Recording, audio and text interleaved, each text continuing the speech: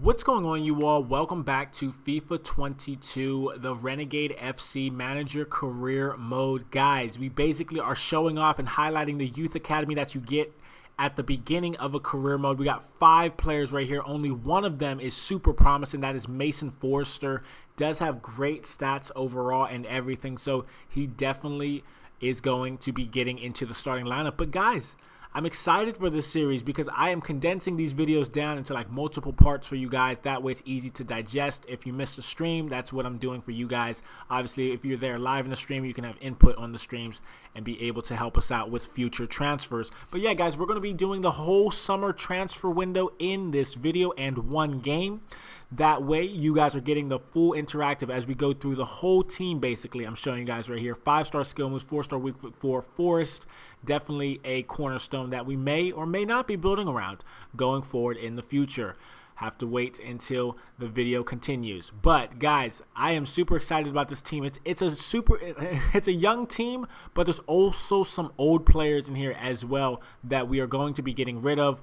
Also replacing a lot of players. A 61 overall striker is just not going to cut it for our team right now. Basically going down each individual name, each individual player to kind of show you what the positions we are going to be filling in this video, guys. So I'm really excited about this career mode. Basically, we got a bottom team right now, a bottom basement level team in the EFL League 2, the 4th division basically of English football. But I wanted to go after a guy at the striker position.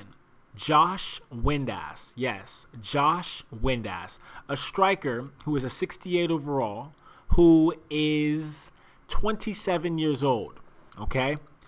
The reason being is because he's super cheap and he still has probably like 3 more good years left in him.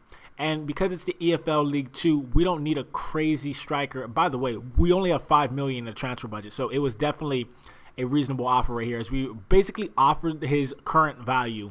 Obviously, I'm sure we could have gotten him cheaper, but I wanted to make sure that we got Josh Windass. So we did get our striker position filled up, +7.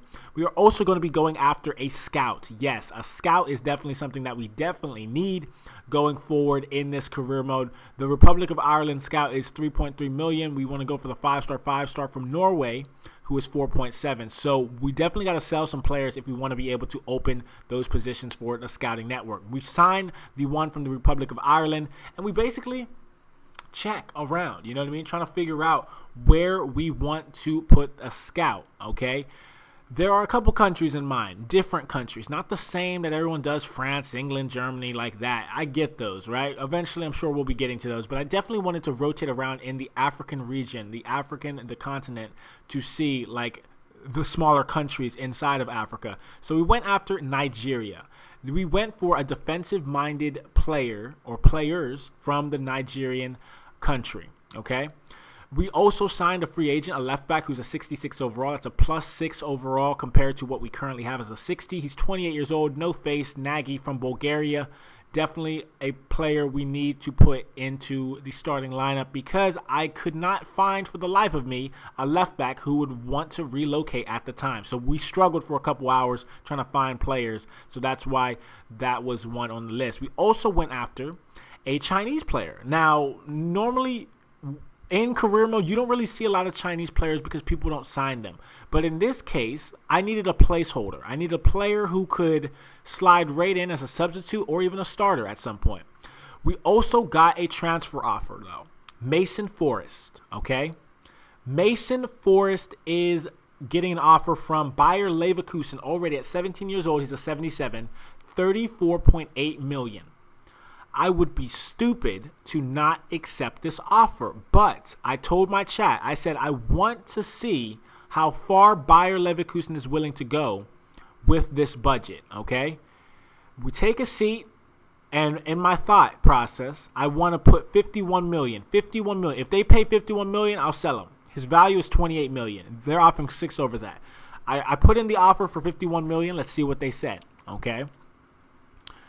As we waited out, they still want 34.8. So they slightly go up, but not entirely. So then I said 45 million. How about 45 million from Bayer Leverkusen? They still don't go up, but they give us a sell-on clause of 1% if we do, if they do sell them. We finally go down to the bottom, 41. Let's meet in the middle. Let's see what they say. 41 million. That would put us in the transfer budget of 43 million. We sold our best youth academy player basically for the greater good of the career mode, okay? I'm sure there's going to be other ones out there, which gave us an opportunity to purchase another scout for the scouting network. So we definitely did that as well. We scrolled once again through the African nations. We went through. I wanted to go to Algeria, right? Another country that's not really popular in career mode. Last one, we did get another 4-star, 5-star scout. So 4-star, 5-star, 4-star, 5-star, and 5-star, 5-star. We've definitely got our 3 scouts ready for the season and basically the rest of the career mode pretty much, because I'm not going to fire any of them. We go to the final country, which is the Czech Republic. So shout out to my Czech Republic viewers, David and Ondra, for being awesome. All right. We also got another signing, though. Can we possibly sign Adama Traore? No, not that Adama Traore from FC Barcelona, the right winger, but a younger one, but also one that's a center mid / cam / right where he can play 3 positions. So we offer his current value, 4.4. They say no, 4.6. We accept it. We also go after another one, Lusamba, right? Another great player. So far, we've signed a striker in Windass, Traore as a CM, going for Lusamba now, who is a right midfielder, okay? Was not sure his value, but I had help in the chat from Ondra. He definitely helped me out in letting me know how much he was so I wouldn't make a mistake. 3 million is what I offered for him.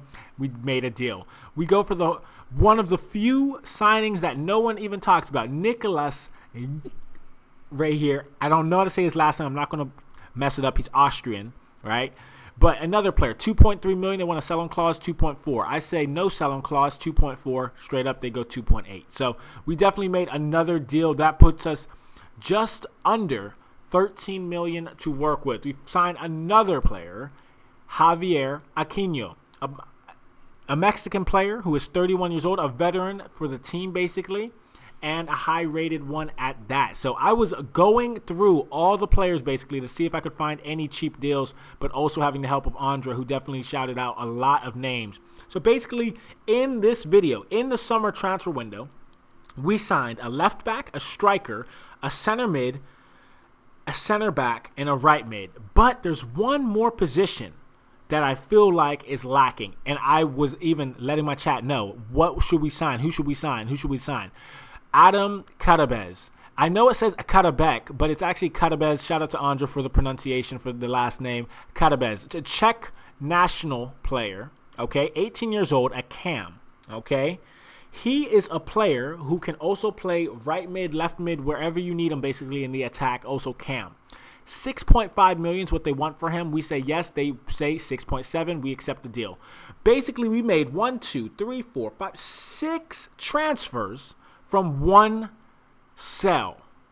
So that 34 million that we got into the transfer budget from that player, we basically made back and got the right players, I believe, for the side.